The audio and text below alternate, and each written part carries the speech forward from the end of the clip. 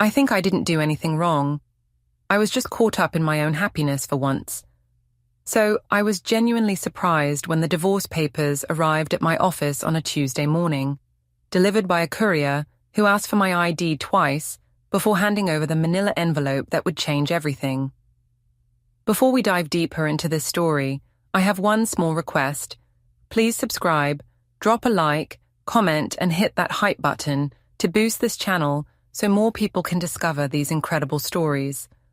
All I did was forget our anniversary because I was out with someone who actually listens to me. But now it feels like my whole life is on trial, and everyone's pretending I deserve this nuclear response from Owen. Like I'm some kind of monster instead of a woman who just needed to feel appreciated again. The morning of our 10th anniversary started like any other Tuesday. Owen left early for his accounting firm, kissing my forehead while I pretended to sleep. Emma, our 7-year-old, was already dressed and eating cereal when I stumbled into the kitchen. "Daddy made pancakes," she said quietly, pointing to a plate covered with foil. "He said to tell you happy anniversary." I felt a small pang of guilt, but it was quickly overshadowed by the excitement buzzing in my chest. Milo had texted me the night before. He was back in town for a week and wanted to catch up. My ex-boyfriend from college, the one who got away, the one who still made my heart skip when his name appeared on my phone. At the marketing office, I could barely concentrate. My co-workers noticed my distraction, but I just smiled and said I had exciting plans for the evening, which wasn't technically a lie. Around noon, Owen texted, "Reservation at Chez Laurent at 7. Can't wait to celebrate with my beautiful wife." I stared at the message, feeling trapped. Chez Laurent was expensive, formal, the kind of place where Owen would want to hold hands across the table and reminisce about our early dating days. The thought made me feel suffocated. When Milo called an hour later, suggesting we meet at Bistro Bellamy, our old spot from college, I didn't hesitate. "I'll be there at 6, I told him, already planning my excuse. I texted Owen, "Working late on the Morrison campaign. Rain check on dinner? Sorry, babe." His response came quickly. "Liz, it's our anniversary. I already made the reservation." "I know. I'm sorry. This client is being impossible. Tomorrow?" The 3 dots appeared and disappeared several times before he finally replied, "Okay, I love you." I turned off my phone. Bistro Bellamy hadn't changed much in the decade since Milo and I used to come here as students. The same exposed brick walls, the same jazz playing softly in the background. Milo was already there when I arrived, looking exactly like the charming, slightly rebellious guy I'd fallen for in my sophomore year. "Lysandra Quain," he said, standing to hug me. "Still beautiful." "It's still Lysandra Avery to you," I laughed, though I'd kept Owen's name professionally and legally for years. We talked for hours about his travels, his photography career, his latest gallery showing in Portland. He listened, really listened, when I told him about feeling stuck in suburbia, about how Owen never seemed to understand my creative aspirations, about how motherhood and marriage had somehow made me invisible. "You were always meant for more than this," Milo said, reaching across the table to touch my hand. "Remember when you wanted to move to New York? Start that nonprofit?" I did remember. I remembered a lot of things I'd given up. When I finally checked my phone at 9:30, I had 7 missed calls from Owen and 3 from his mother, Marjorie. Emma had called once, which made my stomach twist. I drove home rehearsing my story. Traffic had been terrible. The client had been demanding. I'd forgotten to charge my phone. Owen was on the couch when I walked in, still wearing the dress shirt and tie he'd put on for our anniversary dinner. Emma was asleep against his shoulder. "She was worried," he said quietly, not looking at me. "She asked why Mommy didn't come home for the special dinner." "Owen, I'm sorry. The Morrison account is huge for us and I called your office. They said you left at 4. My heart stopped, but I kept my face neutral. I had to meet the client off-site. You know how these things work. He finally looked at me then, and something in his expression made me defensive. I said I was sorry. It's not like I planned this. You forgot our anniversary. People forget things, Owen. It doesn't mean I don't love you. He was quiet for a long moment, then carefully lifted Emma and carried her upstairs. When he came back down, he grabbed a pillow from the couch. I'll sleep down here tonight, he said. Don't be dramatic, I called after him, but he was already walking away. Later, lying in our empty bed, I told myself he was overreacting. Marriage required sacrifice from both people, and lately it felt like I was the only one sacrificing anything. When had Owen last asked about my dreams, my goals, the person I used to be before I became just Emma's mom and Owen's wife? I texted my mother.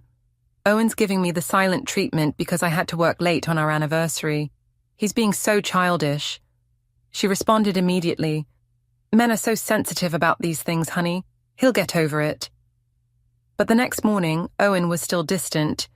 He made Emma breakfast and helped her with her backpack, but barely acknowledged me. When I tried to kiss him goodbye, he turned his head so I caught his cheek instead of his lips. Have a good day at work, he said, and something in his tone made it sound like a question. That afternoon, my sister Tessa called. Mum said Owen was upset about yesterday, she said carefully. Everything okay? He's being ridiculous, I said, lowering my voice even though I was alone in my office cubicle. I had to work late one time and suddenly I'm the worst wife in the world. On your anniversary, though, Lise, that's what? I'm supposed to drop everything because of some arbitrary date. I work too, Tessa. I have responsibilities. There was a pause. Where were you, really? I told you I was working. Okay, she said, but I could hear the doubt in her voice. Just be careful, Lise. You have a good thing with Owen. After I hung up, I found myself scrolling through Milo's Instagram. Photos from his gallery opening, his apartment with exposed brick walls and floor-to-ceiling windows, his travels through Europe last summer, a life of freedom and possibility. My phone buzzed with a text from Owen. Picking up Emma from school, we'll be at Mom's for dinner. No invitation, no explanation, just information. I stared at the message, feeling simultaneously guilty and annoyed. This was exactly the kind of passive-aggressive behavior that drove me crazy about my husband. Instead of talking about his feelings like an adult, he was punishing me. That evening, alone in our too-quiet house, I called Milo. How was your day, beautiful? He asked, and just hearing someone call me beautiful, not honey or babe, but beautiful, made something inside me flutter. We talked until almost midnight, about art, about dreams, about the people we used to be. When Owen and Emma came home, I was already in bed, pretending to sleep. Owen slept on the couch again. The next few days passed in a strange, cold détente. Owen was polite but distant, speaking to me only about logistics, who would pick up Emma, what we needed from the grocery store, when the cable bill was due. He stopped trying to kiss me goodbye in the mornings, stopped asking about my day. At work, I found myself complaining to anyone who would listen. He's giving me the silent treatment over one missed dinner, I told Cheryl from HR during our coffee break. Like, we've been married 10 years. Shouldn't we be past these petty games? Some men never grow up, she said sympathetically. My ex was the same way. Everything had to revolve around him. Exactly. God forbid I have a career, right? But even as I said it, I knew I was being dishonest. Owen had always supported my career. He'd been the one to encourage me to apply for the marketing position, even though it meant a longer commute. He'd taken over bedtime duties with Emma so I could work late when needed. The truth was more complicated, but the truth didn't make me feel better about the growing distance between us. Milo and I had been texting constantly. Nothing inappropriate, just friendly conversation about books we were reading, articles we'd found interesting, memories from college. But I found myself looking forward to his messages more than anything else in my day. When he suggested lunch on Friday, I said yes immediately. Another client meeting? Owen asked, when I mentioned I'd be out of the office. Something like that, I said, not quite meeting his eyes. Bistro Bellamy was busy during the lunch rush, but Milo had gotten us a quiet corner table. He looked good in the afternoon light streaming through the windows, relaxed in a way Owen never seemed to be anymore. You seem happier, he observed, studying my face. More like the girl I remember. I feel more like myself when I'm with you, I admitted, then immediately felt guilty for saying it. That's because I see you, he said simply, not just the roles you play for other people. We talked about his upcoming show in Seattle, about a photography workshop he was considering teaching. He made me laugh in a way I hadn't in months, maybe years. I should probably get back, I said reluctantly when I noticed it was almost 2:00. Should you? He asked, and something in his tone made me stay another hour. When I finally returned to the office, I had 3 missed calls from Owen. I didn't call him back. That weekend, Owen took Emma to his mother's house without inviting me. I told myself I was relieved to have the time to myself, but the empty house felt accusatory somehow. I called my mother. He's being controlling, I told her, pacing around our living room. Like, I can't even have lunch with a friend without the 3rd degree. You didn't tell me about a friend, Mom said. Who is this person? Just someone from college. Milo. He's a photographer now, really successful. There was a pause. Milo Hart? Your ex-boyfriend, Milo. We're just friends, Mom. Honey, I'm not judging, but maybe Owen has a right to be concerned if you're spending time with an ex. We're adults, I said, irritated that even my mother wasn't completely on my side. I'm allowed to have friends. Of course you are. I just think, maybe you should be honest with Owen about who you're seeing. After I hung up, I found myself angry at everyone. At Owen for being cold and suspicious. At my mother for not supporting me. At Tessa, who hadn't called all week, which probably meant she was taking Owen's side too. The only person who understood me was Milo. Sunday evening, when Owen and Emma returned, my daughter ran to hug me but seemed subdued. Grandma Marjorie made cookies, she said quietly. She asked why you didn't come. I had things to do here, sweetheart. She said maybe next time. Emma looked between Owen and me with those 2 perceptive 7-year-old eyes. Are you and Daddy fighting? No, baby, I said quickly. Daddy and I are fine. But Owen had already walked upstairs without saying hello. That night, as I was getting ready for bed, I noticed an email notification on my laptop. The subject line was just a date, last Friday's date. The sender was an address I didn't recognize. Inside was a spreadsheet with times, locations, and what looked like expense records. I scrolled through it quickly, not really understanding what I was looking at, then deleted it. Probably spam. But as I lay in bed listening to Owen's quiet breathing from the couch downstairs, I couldn't shake the feeling that something was shifting beneath the surface of our lives. Something I couldn't control. My mother's Sunday dinners had always been a refuge, but this week felt different. Owen had declined the invitation, something about helping his mother with yard work, so it was just me, Emma, Mom, and Tessa. Where's Owen? Mom asked as she set the table. He's been distant lately, I said, settling Emma in front of the TV with her plate. I think he's going through something. Tessa looked up from the salad she was making. Going through something? Lise, you missed your anniversary. I had to work. God, why is everyone acting like I committed a crime? Because you're lying, Tessa said quietly. The words hit me like a slap. Excuse me? You weren't working. Sarah from your office was at the grocery store Thursday. She said you've been taking long lunches, leaving early. She was worried about you. My face flushed hot. Sarah doesn't know what she's talking about. Then where were you? Tessa set down her fork and looked at me directly. And don't say work because we both know that's not true.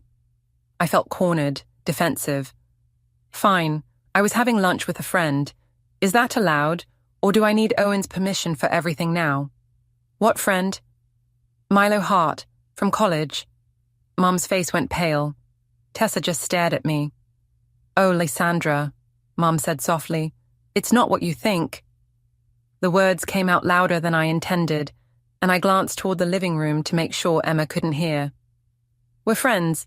We talk about books and art and things that matter, things Owen never wants to discuss. You're having an emotional affair, Tessa said bluntly. I'm having conversations with someone who actually listens to me. I stood up, pacing to the window. Do you know what it's like to feel invisible in your own life? To feel like you're just going through the motions of being someone else's wife, someone else's mother, until you forget who you actually are? So you decided to remember by sneaking around with your ex-boyfriend? I'm not sneaking around. Owen's the one making this weird and suspicious. If he trusted me... You lied to him about working late on your anniversary so you could be with another man, Tessa interrupted. How is he supposed to trust you? I felt tears starting, the frustrated kind that come when everyone misunderstands you. You don't get it. Neither of you get it. Owen hasn't really seen me in years. He sees the mum, the wife, the person who keeps his life organized. But Milo sees me. The real me. Mum reached over and took my hand.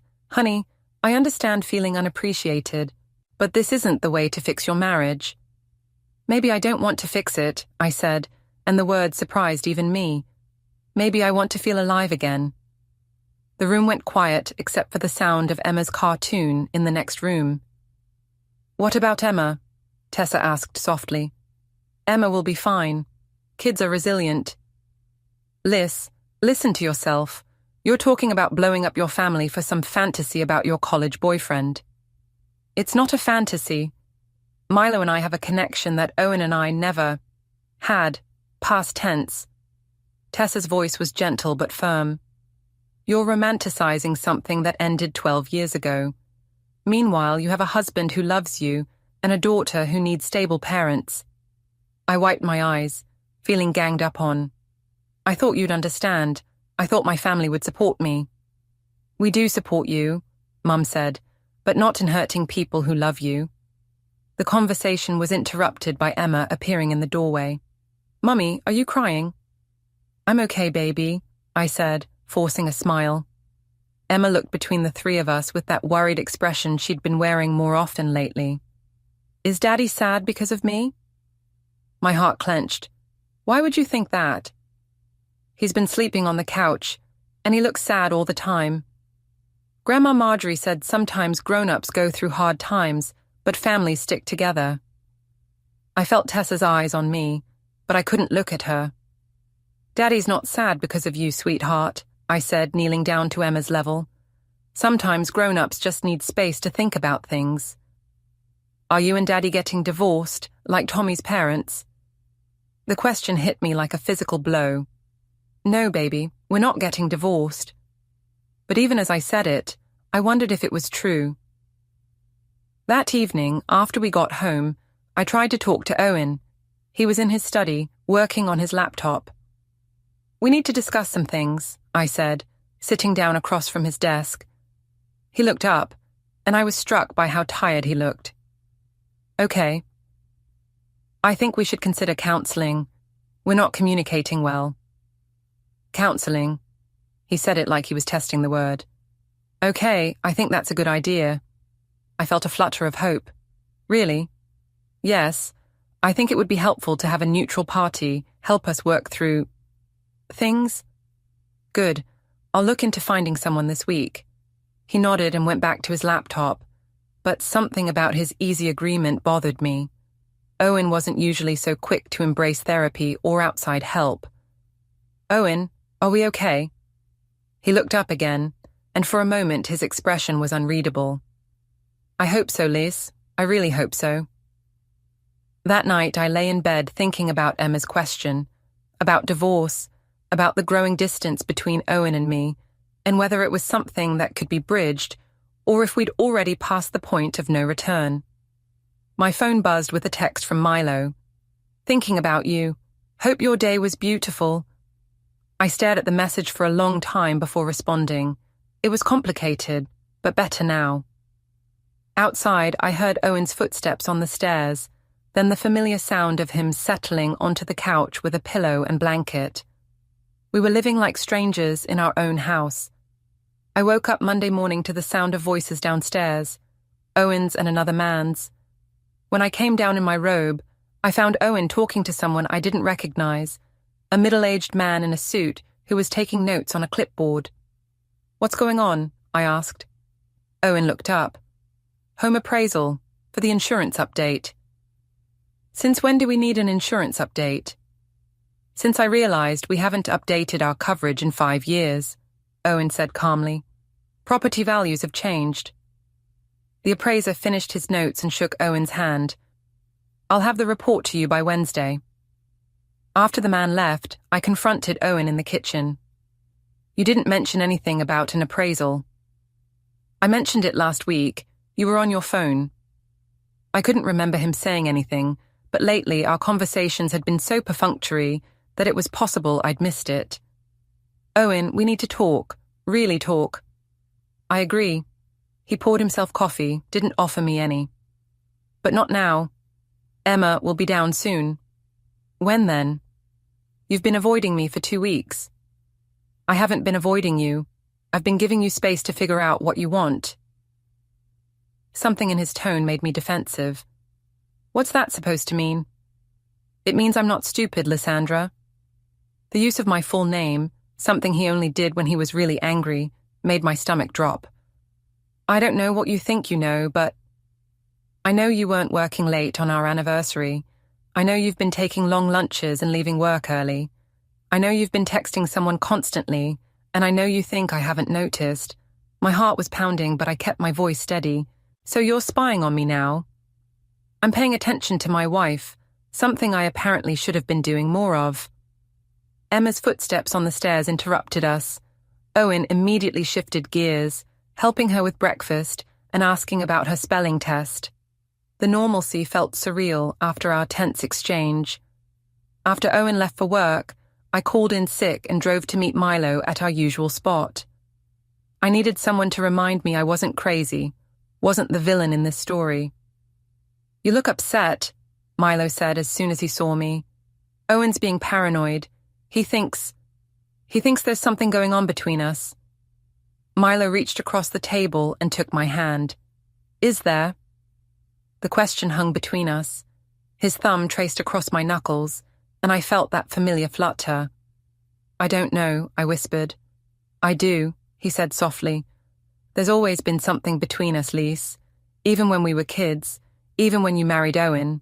Some connections don't just disappear." "I'm married." "Are you happy?" The simple question undid me. I started crying right there in the restaurant, and Milo moved to sit beside me in the booth, his arm around my shoulders.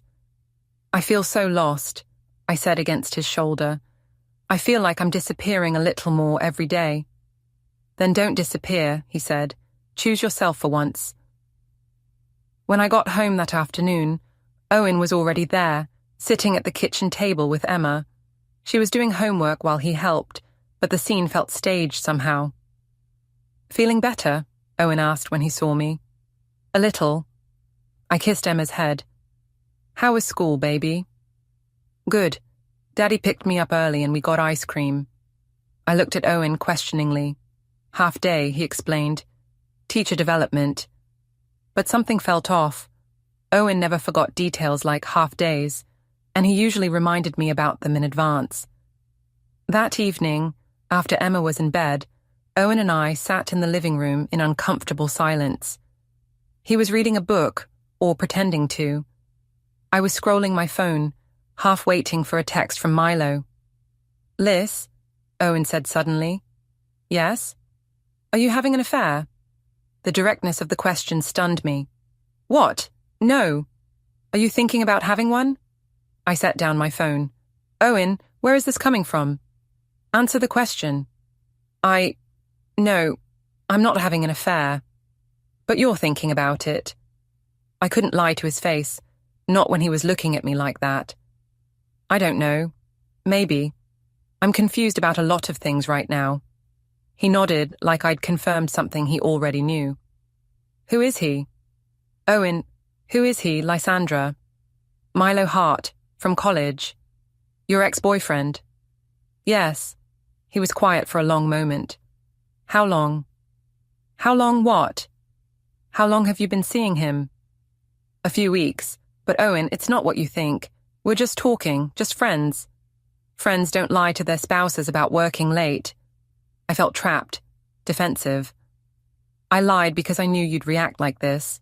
I knew you'd make it into something it isn't. What is it then? It's someone who listens to me, someone who remembers who I used to be before I became just your wife and Emma's mother. Owen flinched like I'd hit him. Is that really how you see yourself? How you see us? Sometimes. Yes. He stood up, walked to the window. I thought we were happy. You were happy. You got everything you wanted. The house, the family, the stable life. But what about what I wanted? What did you want, Lise? What did I stop you from having? The question caught me off guard because I couldn't articulate an answer. I wanted to feel like myself. And you can't feel like yourself with me. Not lately. He turned back to face me. So you decided to feel like yourself with him instead. It's not that simple. It is that simple. You made a choice. You chose him over us, over Emma, over the life we built together. I chose to have a conversation with someone who understands me. You chose to lie to me, repeatedly. You chose to sneak around instead of talking to your husband about feeling unhappy. I felt tears starting again. You wouldn't have understood. You didn't give me the chance. The truth of that hit me hard, but I was too far into this argument to back down. Maybe because I knew you'd react exactly like this, making me feel guilty for having feelings, for needing something more than this suburban prison we've built. Suburban prison? His voice was quiet, dangerous. Is that what our life is to you? Sometimes it feels like it. He stared at me for a long moment, then walked toward the stairs. Where are you going? To pack a bag. Emma and I are going to stay at my mother's for a few days. Panic shot through me. You can't take Emma. I can and I am. She doesn't need to be in the middle of this while you figure out what you want. Owen, please, don't do this. We can work this out. He paused at the bottom of the stairs. Can we? Because it sounds like you've already decided our marriage is a prison and I'm your jailer. I didn't mean it like that. How did you mean it? I couldn't answer because I wasn't sure myself.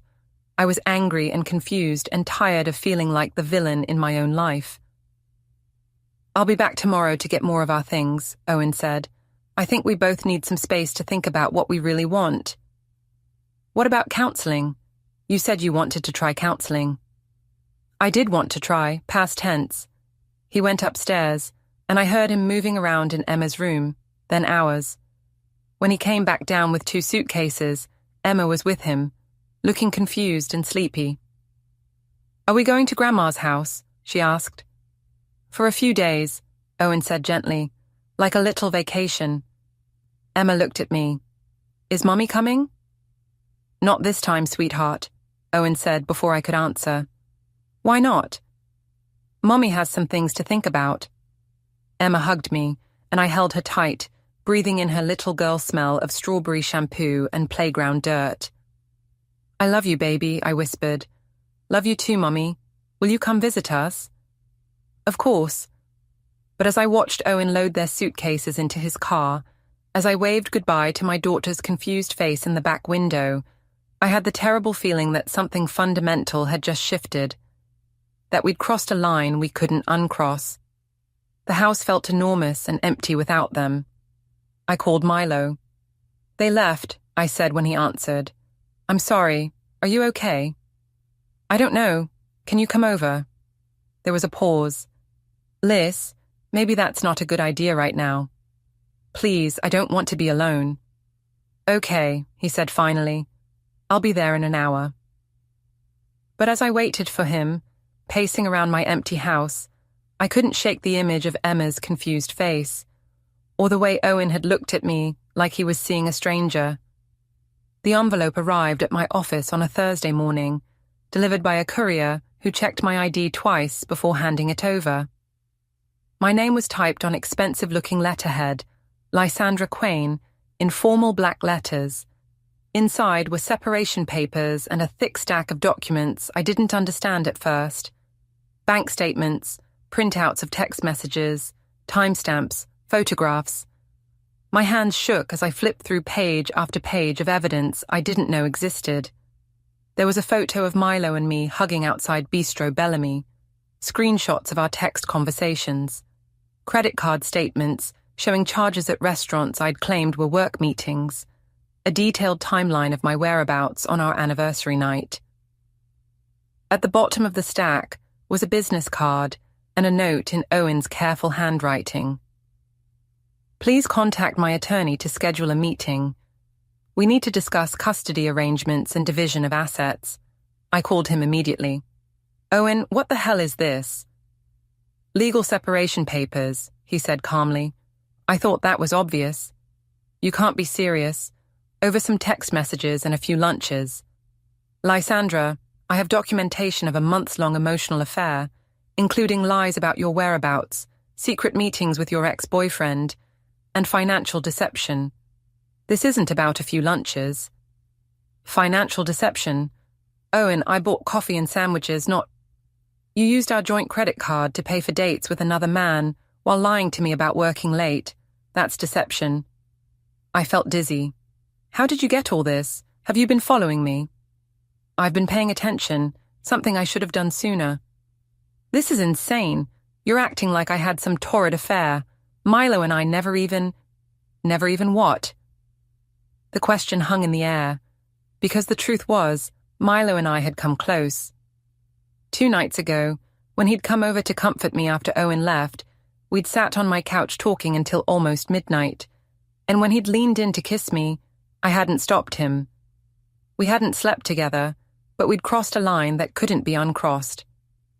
We need to talk, I said finally, in person. Not through lawyers. No, I'm done talking. If you want to discuss anything, you can speak to my attorney. What about Emma? You can't just keep her from me.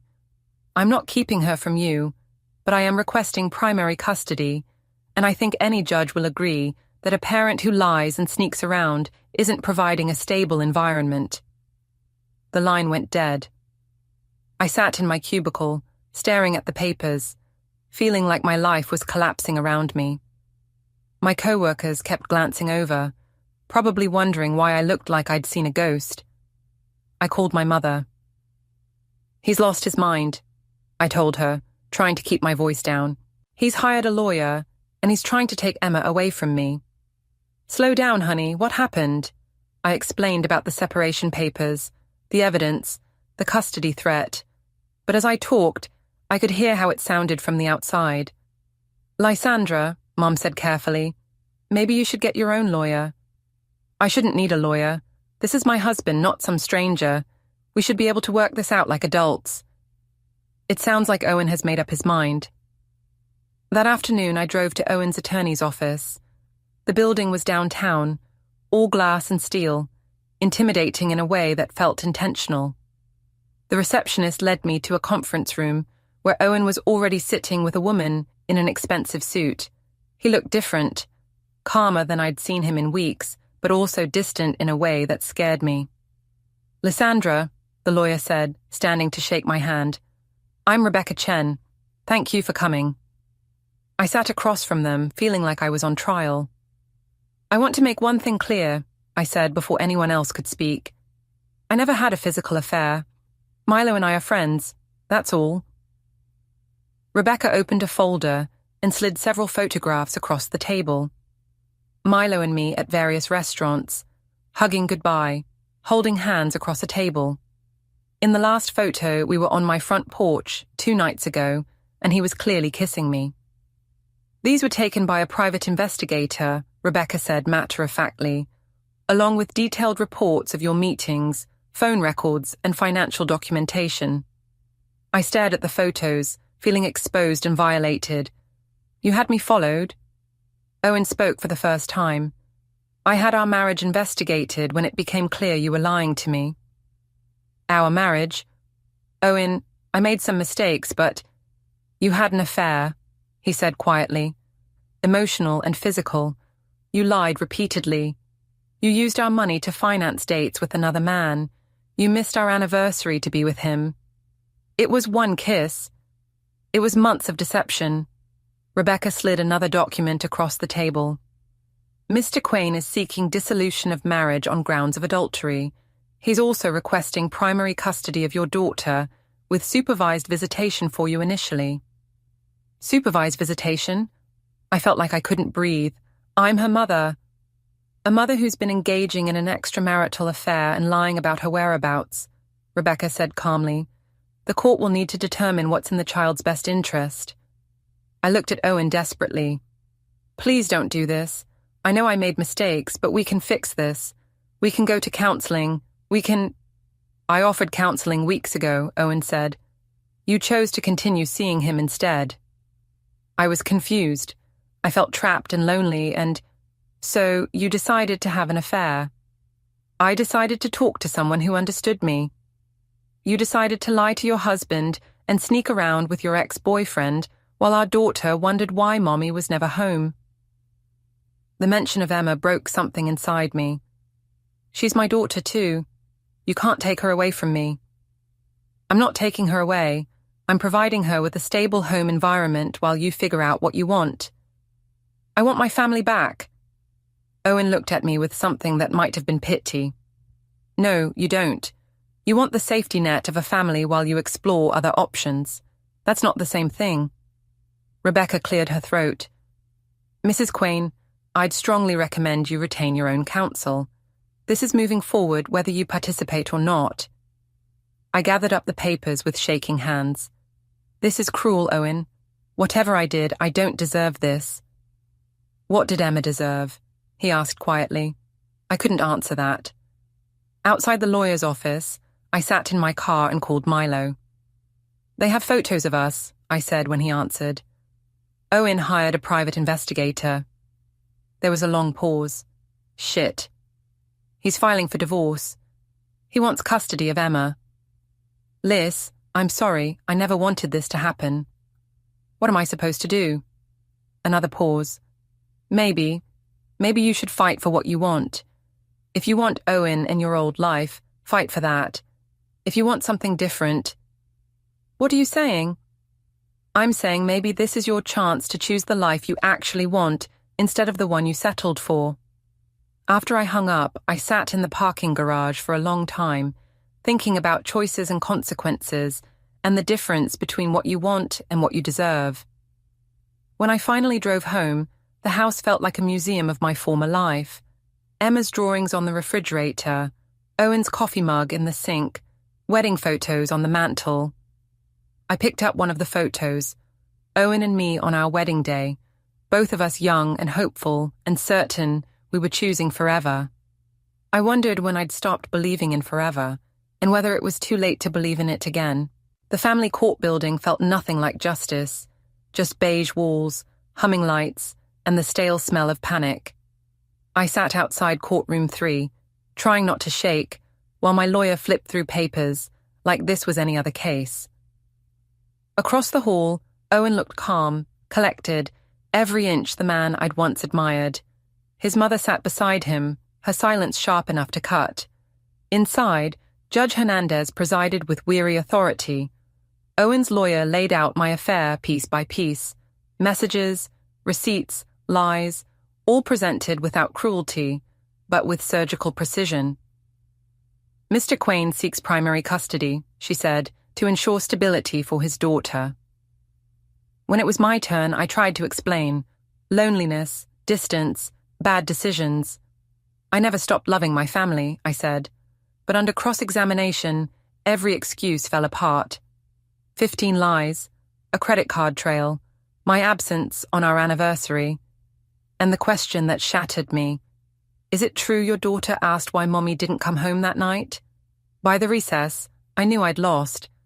When court resumed, witnesses sealed it, Owen's mother describing Emma's confusion, my sister expressing concern, the school counselor recounting my daughter's fear that she'd made me sad.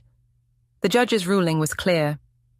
primary custody to Mr. Quain, supervised visitation twice weekly, reassessment in 6 months, pending counselling and stability. Outside, Owen caught my eye. "I never wanted this," he said. "You had months to fix it." Then he walked away. That night, the house felt like an echo. I called Milo. "I lost everything," I said. He asked what he could do, and for the first time I realized it didn't matter. There was nothing left to save but myself. Later, I sat in Emma's room, holding her crayon drawing of our smiling family beneath a rainbow. Once I'd thought this life was a cage. Now I saw it for what it was, a home I'd burned down with my own hands. The court could strip me of custody, of credibility, of comfort. But it couldn't take the one truth I finally understood. The problem wasn't my life. It was me. And fixing that was the only thing left worth doing. Don't forget to hit like, subscribe, and turn on the bell so you don't miss the next story. Write in the comments from which city you are watching.